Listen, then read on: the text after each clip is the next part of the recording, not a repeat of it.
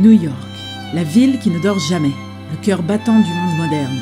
Bien avant les gratte-ciel et les avenues illuminées, il y avait des juifs, exilés, des âmes errantes, chassées de terre en terre, portant dans leur bagage l'histoire d'un peuple nomade et résilient.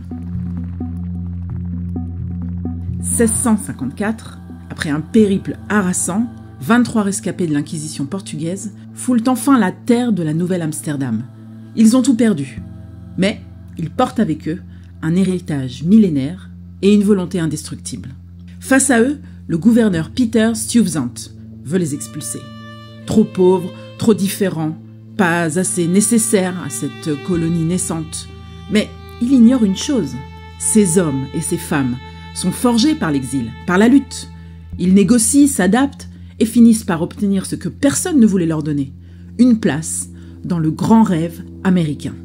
Des marchands, des artisans, des visionnaires, à l'ombre des premières bâtisses de Manhattan, ils jettent les bases d'une communauté qui, des siècles plus tard, comptera des millions de membres.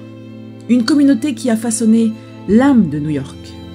Leur héritage brille encore, gravé dans la pierre d'une synagogue du Lower East Side, dans les lettres du poème d'Emma Lazarus, sur la Statue de la Liberté, dans le sourire des diamantaires de la 47e rue, et dans l'écho de cette ville qui ne dort jamais, mais qui n'oublie jamais non plus.